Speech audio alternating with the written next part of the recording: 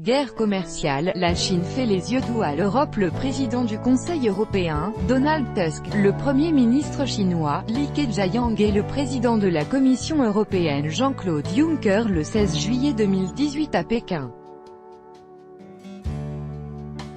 Reuters, Thomas Peter. L'Union européenne et la Chine sont-elles des ennemis pour les États-Unis?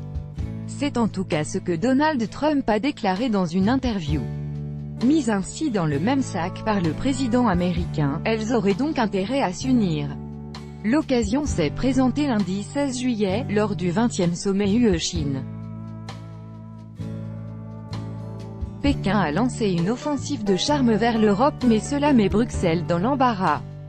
Depuis que Donald Trump met la Chine dos au mur avec une batterie de sanctions, Pékin se cherche des alliés pour faire bloc contre les États-Unis. La Chine et l'Europe doivent résister au protectionnisme, la main dans la main, trompette la presse officielle. Maintenant que la Chine est visée par une guerre commerciale, l'Europe devient encore plus importante pour nous, plaide l'économiste Tu Xin-Quan, doyen de l'Institut chinois pour les études sur l'OMC. Les deux parties doivent coopérer pour affronter le protectionnisme et l'unilatéralisme américain.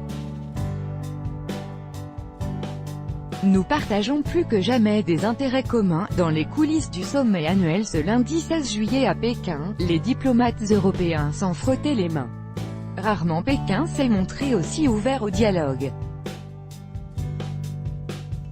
6 accords ont pu être signés, notamment dans les domaines du commerce et du changement climatique, alors que les deux sommets précédents s'étaient soldés par un échec. Le moment est propice pour aborder les sujets qui fâchent, a confirmé à RFI Hans-Dietmar Schweizgu, l'ambassadeur de l'Union européenne auprès de la Chine. Nous pensons par exemple aux subventions et au rôle des entreprises d'État, nous pensons à la pression exercée pour transférer nos technologies, aux décisions discriminatoires contre les entreprises étrangères. Il y a une multitude de mesures que la Chine doit prendre à bras le corps dès à présent. Bruxelles en position délicate, mais les Européens ne sont pas dupes et ne comptent pas se jeter dans la gueule du loup. L'offensive de charme chinoise place Bruxelles dans une position délicate. Même si les Européens ne sont pas d'accord avec les méthodes musclées de Donald Trump et même s'ils sont eux-mêmes la cible de la colère américaine, sur le fond, les Vingt-Huit partagent quand même cet avis: la Chine viole les règles du commerce mondial. Hans-Dietmar Schweizgu ne veut donc pas parler d'un « front commun ». Il n'y aura pas d'alliance avec la Chine contre les États-Unis, et nous attendons de la Chine qu'elle prenne au sérieux les inquiétudes américaines que nous partageons sur les pratiques commerciales chinoises. Le multilatéralisme ne peut pas se limiter à un engagement verbal. La Chine doit encore nous prouver sa bonne foi, a-t-il affirmé. Les sociétés européennes dénoncent régulièrement un climat des affaires hostile.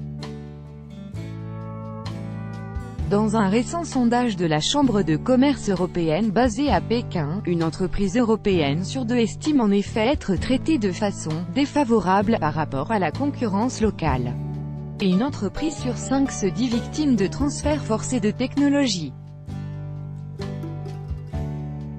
Pékin assure: nous avons déjà ouvert nos portes. Pourtant, si l'on en croit le Premier ministre Li Keqiang, la Chine a déjà fait une grande partie de ses devoirs. Nous avons déjà ouvert notre porte et l'ouvrirons encore plus grande, a-t-il assuré lors d'une conférence de presse aux côtés du président du Conseil européen Donald Tusk et du chef de la Commission Jean-Claude Juncker. Nous réduisons les tarifs douaniers pour des produits importés dont les consommateurs chinois et nos entreprises ont besoin.